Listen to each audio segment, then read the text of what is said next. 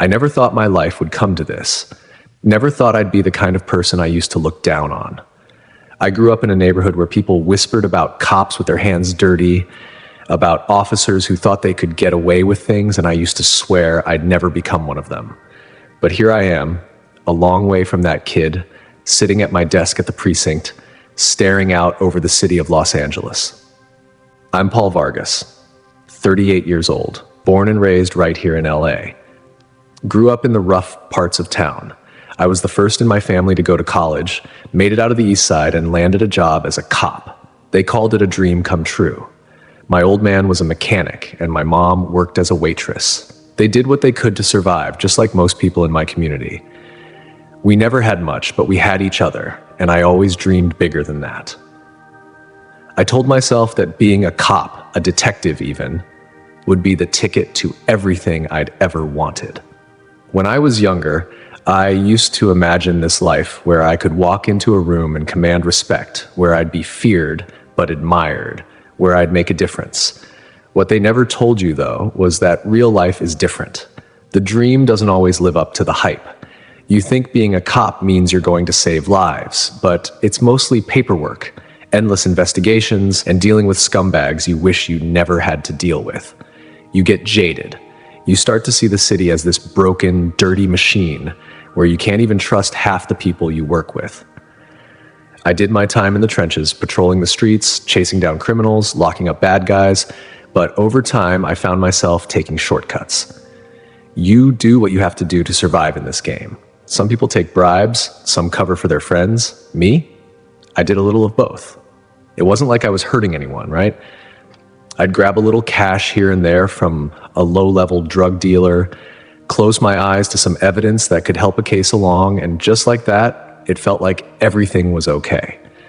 That was the trick. Act like you're doing your job, play the part, but always find a way to get a little piece of the action. Nobody would ever catch you. That's the real secret to surviving in a place like this. I kept a good face at home. My wife, Sandra, she knew something was off, but she didn't ask. She didn't want to know. We had 2 kids, a boy and a girl. They were the best part of my life, no matter how much I screwed up elsewhere. I loved them more than anything. They didn't know what I was doing. They thought I was just a regular cop, a hero who kept the streets safe. But that wasn't me anymore, not really. And that hurt more than I'd ever admit to anyone, not even to myself.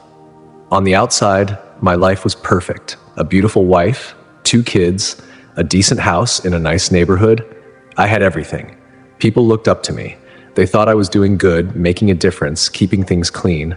But inside, I had questions. I had doubts that I buried deep. What was the point of all of it? What was I really doing here? What was the truth behind all this? I could bury those thoughts in my work. I kept telling myself I'd made it. I could hold on for a few more years until I could retire, get my pension, and finally live a comfortable life. But deep down, I was uneasy. I wasn't at peace. And it was getting harder to ignore. I didn't talk about it with Sandra. I couldn't. She was always so sure of herself, always believing the best in people, always thinking I was doing the right thing. I couldn't shatter her world, not like that.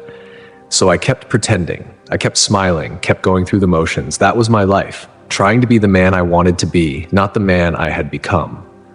That was until everything changed. It was a Thursday evening, the kind of night where you'd think nothing would happen. Everything seemed normal. But then a call came in, and that was the night that would change everything. The kind of night you don't expect, the kind that makes you question everything. We got the call about an armed robbery, a routine job, a small-time gang looking to hold up a jewelry store downtown. I grabbed my gear, slipped into the squad car with my partner, Detective Henry Dawson. He was the kind of guy who still believed in justice. Real, actual justice. I used to envy that about him. Henry never took shortcuts, never compromised. He'd give you the lecture about doing the right thing, the whole "you're a cop, you're better than this" speech, every time I made an excuse. We headed to the location, speeding down the streets of downtown LA, the lights blurring past. The adrenaline hit me hard. I was ready for action. I wanted to feel alive. When we pulled up, I saw the flashing lights of other squad cars surrounding the block. But there was something off about the situation. I couldn't place it at first, but I had a bad feeling. Maybe it was the way the officers moved, like they weren't sure what they were walking into, or maybe it was the darkness of the alley where the jewelry store was located. We crept closer, guns drawn, moving through the back alley. The moment I turned the corner, the air felt thick, too thick. My heart pounded in my chest. Then it happened. I felt the explosion before I heard it. The deafening blast of gunfire. The world around me went silent for a second, and then everything was chaos. I was hit. The pain was like nothing I had ever felt before. A sharp, burning sensation shot through my side, and I staggered back, my body almost crumpling under the weight of it. I heard Dawson shout my name, but it was distant. I saw his face, but it felt like I was looking at him from far away. I didn't know what happened after that. I remember feeling dizzy, my body going numb, and then everything went black. I woke up in a hospital bed, cold sweat pouring down my forehead, my breathing shallow and erratic. The lights were too bright. I could hear machines beeping around me. Dawson was there, sitting in a chair, his face pale and worried. "You okay, Paul?" he asked quietly, but I didn't answer. I didn't know what to say. I wasn't okay. The doctors told me that I was lucky to be alive. I had taken a bullet right through my side, just missing vital organs. A few more inches to the left, and I wouldn't have made it. They patched me up, but the physical pain was nothing compared to what I was feeling inside. Something had changed in me. I didn't know what it was, but I felt different. I felt like I was seeing the world for the first time, like I had been asleep my entire life and had just woken up. But there was something else, too. Something deeper. A feeling I couldn't explain. A voice that kept whispering in my mind, telling me that I hadn't just narrowly escaped death that night. No, it was something more than that. Something bigger. Something far beyond the limits of what I could understand. And that was just the beginning of what would become a journey that would turn my world upside down. The days that followed my hospital stay were a blur. The doctors gave me a clean bill of health, but I wasn't so sure about myself. They told me to take it easy for a while, let the wound heal, but I couldn't shake the feeling that something was wrong. I couldn't focus. I couldn't even remember the last time I had a solid night's sleep. The noise of the world outside my room felt like a distant echo, and all I could think about was that night, the night I almost died. The pain from the bullet wound was nothing compared to the restlessness inside me. I tried to ignore it, throw myself back into work as soon as I was allowed. I kept telling myself that it was just post-trauma, that it would pass. But it didn't. That night, I had a dream. It wasn't like any dream I'd ever had before. It started off like the kind of dream you forget as soon as you wake up, but then it turned into something else. Something vivid. Something real. I was in a dark, endless void. The air around me was thick, heavy. There were no sounds, no colors, no shapes, just darkness. I could feel the weight of it pressing in on me from every side. I tried to move, but it was like I was trapped in the space, stuck in time, unable to escape. Then, out of the darkness, a light appeared. It wasn't like any light I had ever seen before. It was soft, but it shined through the void with an intensity that felt like it was reaching straight into my soul. I couldn't explain it, but I knew immediately that the light was not just light. It was a presence. It was something. Someone. In that moment, a figure stepped forward and I felt my heart skip a beat. I knew who it was before I even saw his face. There was no mistaking it. It was Jesus. He stood there, his presence overwhelming, radiating peace in a way that I had never known, his eyes locked with mine, and in that instant, I could see everything. Every sin I had ever committed, every lie I had told, every shortcut I had taken in life, it all flooded into my consciousness. I didn't have to say anything. He knew me, all of me, and in the face of his love, I felt an unbearable shame, a crushing weight in my chest. But the strange part was, I didn't feel judged, I didn't feel anger, I didn't feel condemnation. No, I felt love, pure, overwhelming love. It was like I was being enveloped in something so deep, so perfect, that it felt impossible to describe. "Paul," he said, his voice like a whisper but carrying the weight of the universe. "I know you. I know your heart, your pain, your struggles. You've been running from the truth your whole life, but now the time has come for you to see." I wanted to speak, but I couldn't. I couldn't find the words. How could I speak when I was standing in the presence of the very one I had ignored, the very one I had rejected in my heart? Jesus reached out, and when his hand touched mine, it was like the entire universe shifted. I could see everything, all at once. I saw flashes of my life, the times I hurt people, the lies I told, the choices I made that destroyed others. But I also saw something else. I saw the faces of those I had helped, the times I had made a difference, even in small ways. But those moments were lost in the overwhelming weight of the bad decisions, the compromises, the choices that put me where I was. Then I saw something else, a vision of hell. It wasn't what I expected. It wasn't flames and fire. It was emptiness, loneliness, darkness that consumed everything. A place where there was no hope, no way out, no second chances. I saw faces, people I knew, people I didn't know, trapped in that dark void, crying out, begging for mercy. And I saw myself there too. I saw the man I had become, trapped in that same endless void, reaching out but never able to escape. Jesus didn't speak again right away, but his gaze pierced me as if he was waiting for me to understand. "You have a choice, Paul," he said, his voice soft but firm. "You can keep running from the truth, keep hiding in the darkness, or you can step into the light. I am the way, the truth, and the life. If you want peace, if you want redemption, you must choose." I felt like the ground had been pulled out from under me. Everything I had built my life on, the lies, the shortcuts, the compromises, was suddenly meaningless. I felt an overwhelming urge to fall to my knees, but I couldn't move. I was frozen, suspended in that place. Before I could respond, the vision began to shift again. The light grew brighter, and the darkness started to fade away. I felt my chest tighten, like I was about to suffocate.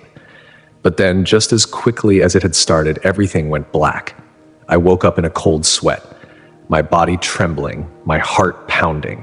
I was back in my bed, in my room, in the real world, but it didn't feel real. That night, I realized something. I wasn't the same anymore. I lay there, staring up at the ceiling, trying to make sense of what I had just experienced. Was it just a dream? Maybe. But it felt too real. It felt too alive. The love I felt, the truth I saw, it wasn't just a vision. It was a message. And I knew in that moment that I couldn't go back to the life I had been living. I had to change. I had to follow the truth that I had been too afraid to face. I had to stop pretending. But what did that mean for me? What would my life look like now? How could I live in a world that had been built on lies and corruption and still remain true to what I had seen in that vision? The conflict inside me was only beginning, and I knew the hardest part was still to come. The days after the dream were heavy, like a weight pressing on my chest, making it hard to breathe.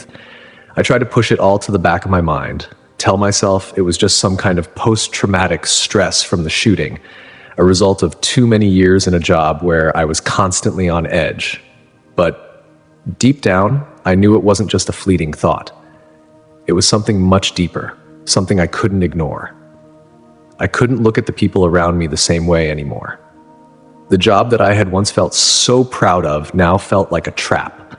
The friends I had, the ones who shared my jokes, my fears, and my dirty little secrets, they seemed so far away now. I wanted to reach out, tell them what I had seen, what I had experienced, but the words felt hollow in my throat. I couldn't even begin to explain what had happened, not to them. They wouldn't understand. I couldn't even understand it myself. I remember sitting in my apartment one evening, a bottle of whiskey on the table in front of me, the glass still full. I hadn't even touched it. I wasn't sure why. It was almost as though my hand had stopped reaching for the thing that had been my constant companion for so long. I stared at the glass for a long time, the reflection of the dim light flickering in its surface, the life I had built, the late-night deals, the half-truths, the easy money. It all seemed so meaningless. I thought about the faces of those people in the vision, their eyes hollow, their voices calling out for something they couldn't have. And I saw myself in that darkness. I knew that if I didn't change, that would be my fate. But how could I change?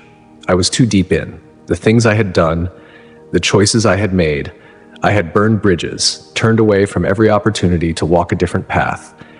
The people I worked with, the ones who I called friends, had no use for anything resembling change. They were too comfortable in the life we lived. And I was too scared to walk away from it.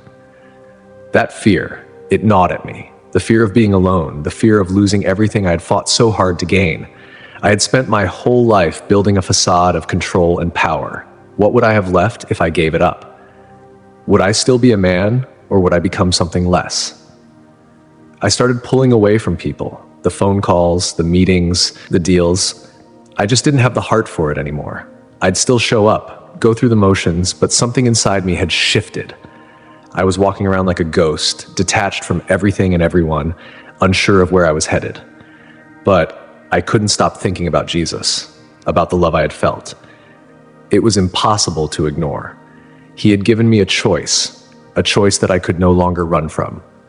There was one night, though, that I came close to going back to my old ways. I found myself sitting at a bar, the noise of the crowd around me drowning out my thoughts. The bartender handed me a drink, and for a moment I considered it. Just one drink, one moment of forgetting. But as I reached for the glass, something inside me stopped. I don't know what it was. Maybe it was the memory of that look in Jesus' eyes, the overwhelming love that pierced my soul, or maybe it was the vision of hell, the faces of the lost souls who would never find peace.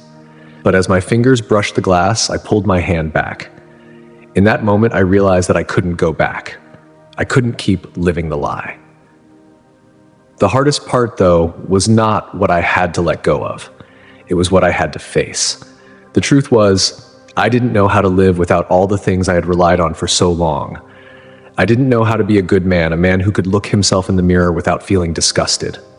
I didn't know how to stand up to the people I had once called family, people who were just as lost as I had been, but who didn't want to see it. I knew, deep down, that I had to leave it all behind. But the question was, could I? Would I have the strength to walk away from the life that had defined me for so long? Could I face the consequences of leaving everything I had worked for behind?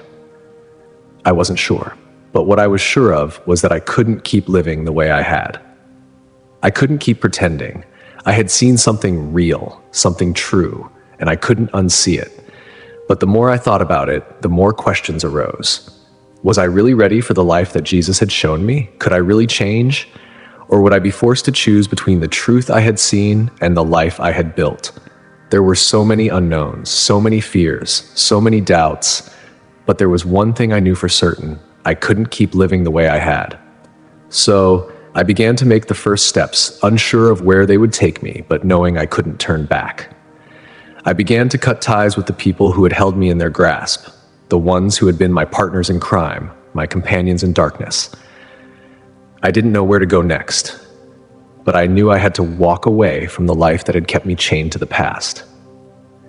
And as I began to take those first steps, I couldn't shake the feeling that the journey ahead of me would be even harder than anything I had ever faced before. But there was something else, too. Something deep inside me that told me with every step that I was walking in the right direction. I was finally choosing the truth. And even though it terrified me, I knew that it was the only path left for me to walk. I thought I had made up my mind. I thought I had chosen the path I was meant to walk. But the reality of that choice hit me much harder than I had anticipated. It wasn't just a decision to live a different life. It was a decision that would change everything. And I wasn't ready for just how much it would cost. It started small. The first time I walked into the precinct after my hospitalization, I felt like a stranger in my own skin.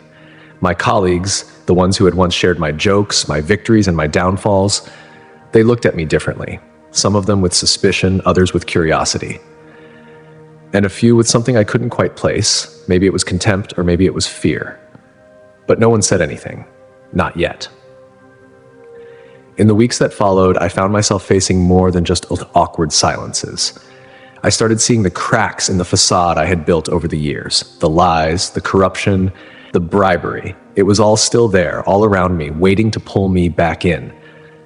But I couldn't ignore it anymore. I couldn't look at the world the same way. Every time I stepped into the precinct, I was reminded of the darkness that surrounded me, of the decisions I had made that had led me to this moment. I had to make a choice. The choice wasn't just about the life I was living. It was about the people I'd spent years with, the men and women who were just as trapped in the system as I had been. They were my brothers and sisters in arms, bound by the same code of silence and loyalty that had kept me in line for so long. But now I was questioning everything. There was a man named Jake, a fellow cop who had been with me for years. He was the kind of guy who lived for the thrill of the job, the adrenaline of the chase, the money that came with bending the rules. We had done plenty of jobs together, some legal, others not so much. But when I started distancing myself from the team, when I stopped taking the side jobs and the under-the-table deals, Jake started noticing. One night we were sitting at a bar, a place where we had met countless times after a shift, nursing beers and talking about whatever seemed to matter in the moment. But tonight was different. I wasn't the same guy anymore. "What's going on with you, Paul?" Jake asked, his voice low. "You've been acting different lately. You're not taking the jobs we used to take. Hell, you're not even showing up for some of the overtime anymore." I didn't know how to answer him. I didn't want to lie, but I also didn't want to drag him into the mess I was trying to escape. "I'm done with that stuff, Jake," I said quietly, looking into my glass. "It's not what I want anymore." Jake didn't speak at first. He just stared at me, the silence between us growing thicker by the second. "Done?" he repeated, almost in disbelief. "You're talking about walking away from everything we've built? You really think you can just turn your back on all this? On us?" I could see the anger in his eyes, the confusion. He wasn't ready to hear what I was saying, not the way I was saying it. He had his own demons, his own justifications for the life we lived, and I had once shared those justifications. "I'm not walking away from you, Jake," I said, trying to keep my voice steady. "But I'm walking away from this life, from everything we've been doing. I can't keep pretending that it's okay. It's not." Jake slammed his hand on the table, and I could see the frustration in his eyes. "You're being weak, Paul? You think you've seen something? You think you've found some higher truth? Well, let me tell you something. The world doesn't work like that. We do what we have to do to survive. You're not going to make it on your own. No one does." His words stung, and for a moment, I doubted myself. Was I really being weak? Was I just running away from the only life I had ever known? But then a quiet voice whispered in my heart. It was the same voice that had spoken to me during that vision, the same voice that had filled me with love and truth. "No, Jake," I said, my voice steady. "I'm not weak. I'm stronger than I've ever been." The words felt like a declaration to myself as much as to him. I wasn't running away. I was running towards something better, something that I couldn't explain to anyone who hadn't seen what I had seen. Jake shook his head, a bitter laugh escaping him. "You think you've got it all figured out, don't you? You're just like the rest of them. You'll see, Paul. You'll be back. They always come back." He left then, storming out of the bar, leaving me alone with my thoughts. I didn't know if Jake was right. I didn't know if I could truly leave it all behind. The weight of what I was doing was crushing, and the fear of losing everything I had built, everything I had known, was suffocating. But deep down, I knew I couldn't go back. I had seen the truth, and that truth had changed me. But as the days went on, the challenges only grew. The pressure from my colleagues, the whispers behind my back, the temptation to fall back into the old habits, it was all still there. And the hardest part was seeing how much I had lost. I was no longer part of the family I had built within the precinct. I had become an outsider, a traitor to the people who had once been my closest allies. It wasn't just my career I was risking, it was my relationships, my reputation, everything I had worked for. The price for choosing truth was steep, and I could feel it in every part of my life. The loneliness grew, the isolation more suffocating with each passing day. But as I sat in the quiet of my apartment one night, thinking about everything that had happened, I remembered that moment in the vision, the overwhelming love, the peace that had filled my soul. I remembered the look in Jesus' eyes, the promise of redemption, of forgiveness.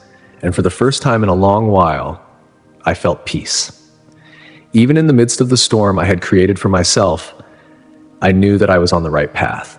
It wasn't going to be easy, but nothing worth having ever was. The path ahead was unclear, and I was still scared. But I knew one thing. I wasn't going back. I was walking in the light now, and no matter how hard it got, I would keep moving forward. For the first time in my life, I felt like I was finally on the path to becoming the man I was always meant to be. And that, I realized, was worth everything. As the weeks passed, the tension in my life grew unbearable. The world I had once felt so in control of seemed to be slipping through my fingers. I was constantly on edge, living in a state of fear that I couldn't shake. It was like I had opened a door I couldn't close, and no matter how hard I tried, I couldn't go back to the man I had been. Yet, I wasn't sure who I was becoming either. The first few confrontations were small. Whispers in the hallway, passing glances, moments where I could feel the eyes of my colleagues on me, judging, questioning, wondering what had happened to the man they once knew. But then things started to escalate. I remember walking into the precinct one morning, the usual hum of the office buzzing in my ears, and immediately feeling the shift. It wasn't just the usual coldness I had come to expect. It was hostility. People who had once been friendly, even friendly enough to share a drink or two after a hard shift, now looked at me like I was a stranger, or worse, a liability. I caught one of the detectives, a guy named Terry, watching me from the corner of his desk. When our eyes met, he quickly looked away, but not before I saw the disgust on his face. It didn't take long for the rumors to spread. The precinct had always had its fair share of gossip, but this time it wasn't just the usual chatter. This time, the whispers were about me. The word had gotten out that I wasn't the same, that I had turned my back on the life we had built, that I was questioning everything. And that was dangerous. But the real danger didn't come from the whispers, it came from the higher-ups. They were the ones who controlled everything, the ones who made the decisions, who decided who stayed and who went. And they didn't like what they were seeing. It was one afternoon, a few days after the conversation with Jake, that I got the first real taste of how deep the consequences would go. Captain Harris, a man who had always been cold and calculating, called me into his office. The moment I stepped in, I felt the weight of his eyes on me. He didn't smile or greet me like he used to. There was no pleasantries, no small talk. It was business and it was personal. "Paul," he said, his voice sharp, "I've been hearing things about you. People are saying you've been pulling away from the team, that you're not the same anymore. What's going on with you?" I didn't say anything at first. What could I say? The truth would have ruined me, and I wasn't ready to go there yet. "Captain," I began, trying to keep my voice steady, "I've been doing some thinking. I've got some personal things going on. It's affecting my work, but it's nothing that can't be fixed." He leaned forward, his eyes narrowing. "Personal things, huh? Look, Paul, you've been in this job long enough to know that personal issues don't just go away, and we don't have time for people who can't pull their weight. You've always been a good cop, but lately, well, I don't know what's going on with you, but it's starting to look like you're losing focus, and that's a problem." I could feel the pressure building in my chest. The walls were closing in. "I'm not losing focus, sir," I said, my voice barely above a whisper. I need some time to figure things out." Captain Harris didn't look convinced. "Time? What do you mean, figure things out? You're on the clock, Paul. This is real life. You don't get to just take a break. You need to decide where your loyalty lies. Either you're with us or you're not. And if you're not, well..." He trailed off, letting the unspoken threat hang in the air. I swallowed hard. The choice seemed so simple in theory, but in reality, it felt like a trap. The life I had known, the people who had been by my side for so long, were demanding that I choose, and I didn't know if I was ready for that. But Captain Harris wasn't done. "I'll tell you this, Paul," he continued, his voice low and dangerous. "If you don't pull yourself together, we'll have no choice but to remove you from this case, from this precinct. And if you think you'll be better off without us, you're wrong. You'll be nothing without us. You won't survive." I could feel the weight of his words, the threat behind them, and I knew then that this was bigger than just a personal decision. It was about power. It was about control. They weren't just asking me to stay in line. They were demanding it. I stood there for a moment, the silence thick between us. Captain Harris watched me, waiting for an answer, but I couldn't give him one. "Not yet." "I'll do my best, sir," was all I could say, my voice tight. But even as the words left my mouth, I knew it wasn't true. I couldn't keep pretending. I couldn't keep living a lie. I couldn't stay in the game, pretending that everything was okay when I knew deep down that it wasn't. The pressure from my colleagues, from the system I had been a part of for so long, was suffocating, and I was beginning to realize that there was no easy way out. That night, I went home and sat in the silence of my apartment, the weight of it all pressing down on me. I could hear the hum of the city outside, the distant sirens, the sound of cars rushing by. It was like the world was still turning, still going on without me, and yet I was trapped in this moment, unsure of what to do, unsure of how to move forward. The truth I had seen, the love I had felt, was still with me, but now it felt like a distant memory. I didn't know how to reconcile that truth with the world I was living in.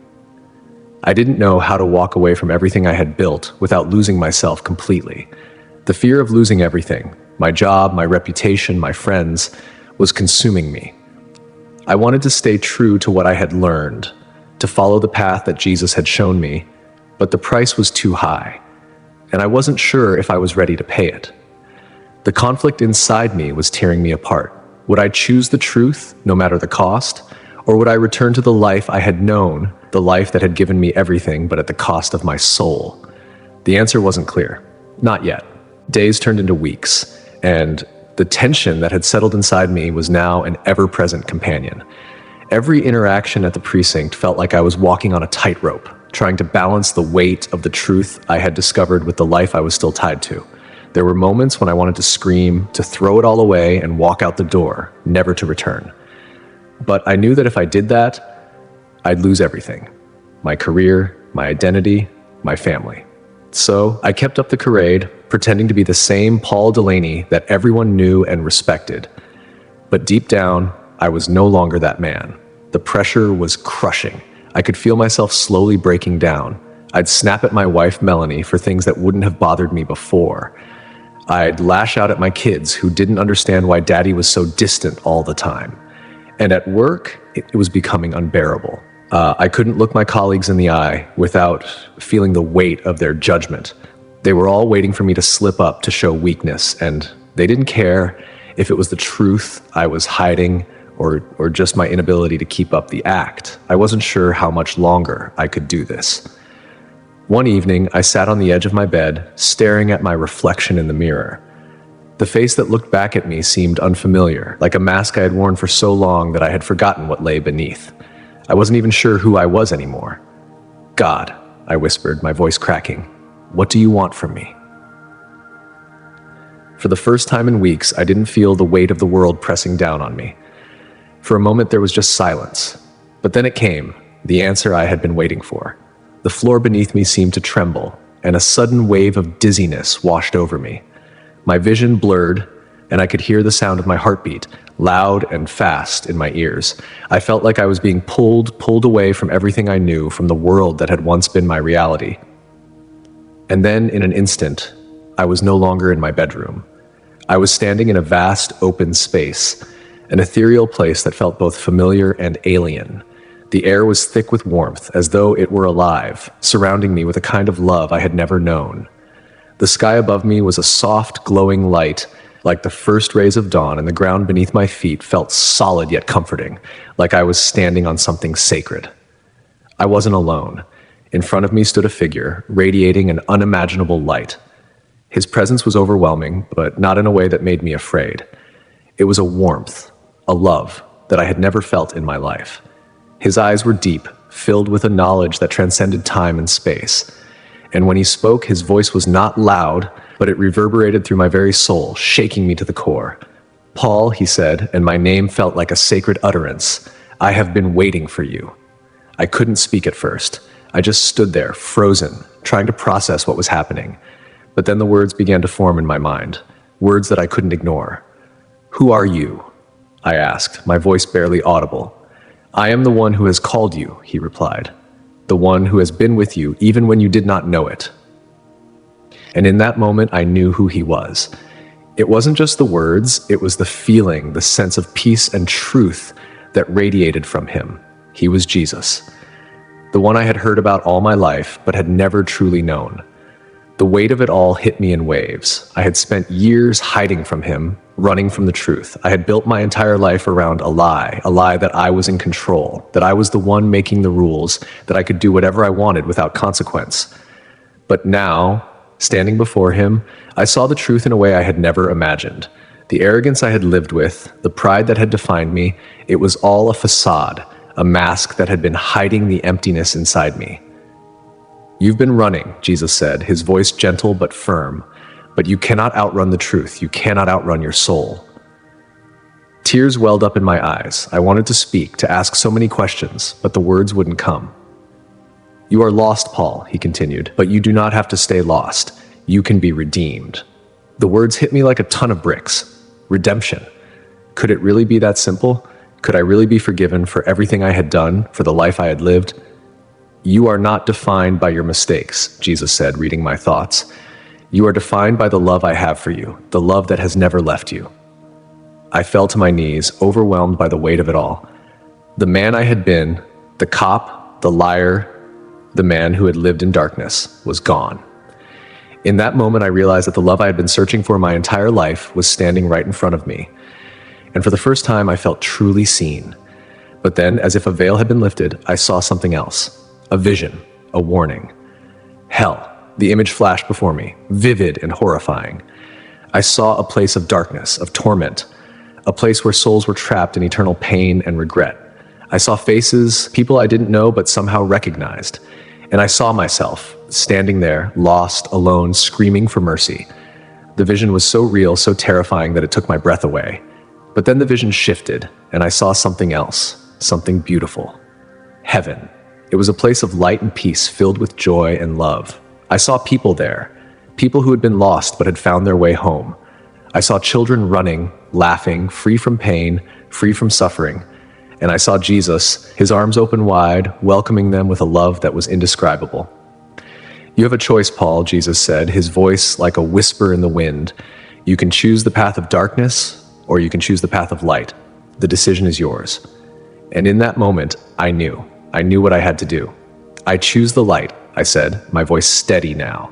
Jesus smiled, a smile that was full of compassion, full of understanding. "Then you are free," he said. The world around me began to fade, the light of heaven receding, the warmth of Jesus' presence pulling away from me. But I felt different. I felt changed. I wasn't the same man who had walked into that space consumed by fear and doubt. I was someone new, someone who had seen the truth, who had felt the love, who had been given a second chance.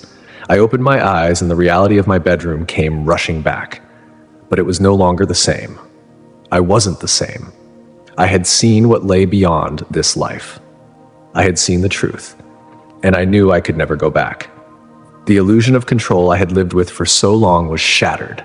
The life I had built was no longer enough, and though I was terrified of what the future would bring, I knew one thing for certain: I couldn't keep living the way I had. But there was no turning back now. Part 7, A New Beginning. The days that followed were filled with confusion and chaos. It was like a storm had swept through my life, tearing down everything I thought I knew, leaving me standing among the ruins of my past. The man I had been, strong, confident, self-assured, was no longer there. He had been replaced by someone unsure of everything, questioning every action, every belief, every relationship. It was hard, almost unbearable, to reconcile the man who had faced Jesus in that spiritual realm with the cop who had returned to his life in the physical world. There was no place for the truth I had encountered in the dark underbelly of law enforcement. My colleagues were too entrenched in their own lives, their own corruption, to understand the transformation I had gone through. They didn't care about redemption. They cared about power, control, and survival. I was out of place now, a stranger in my own life. But Melanie, my wife, she could see it. She could see the change in me, even when I couldn't find the words to explain it. We had been through so much together, built a life, a family, but now it felt like we were worlds apart. The distance between us had grown, and I could feel it in her eyes, the way she looked at me, half worried, half hopeful, as though waiting for me to tell her what was happening. "Paul," she said one night, after the kids had gone to bed, "what's going on with you? You're not the same. What happened?" I stared at her, unable to form the words. How could I tell her that I had seen the very depths of my own soul, that I had been to the edge of eternity and back? How could I explain the peace I felt now, the certainty that had replaced all the doubts I had lived with for so long? How could I tell her that I was no longer the man she had married, the man who had been consumed by his job, his ego, and his own self-doubt? Mel, I finally said, my voice trembling, I've seen the truth. I've seen Jesus. I don't know how to explain it, but I've changed. I'm not the same anymore. She blinked, her eyes searching mine for any sign of sarcasm, disbelief, anything that might indicate I was joking. But when she saw the sincerity in my face, the tears in my eyes, she slowly reached out and took my hand. I don't understand, Paul, but if you believe this, if this is real for you, I'll stand by you. I will. But you have to promise me one thing. Don't shut me out. Don't shut me out of this. I nodded, grateful for her support. But even as I said the words, I knew the truth. Things would never be the same. I could no longer walk the same path, live the same life, or hold the same beliefs. The man I had been was gone, and though it was terrifying, I knew it was the only way forward. The next day, I went to work, and it was worse than I had imagined. The precinct felt like a battleground, the air thick with distrust and disdain. The officers I had once called friends now eyed me like I was a traitor. It wasn't just the change in me that unsettled them. It was the way I had become a threat to the very system that had defined their existence.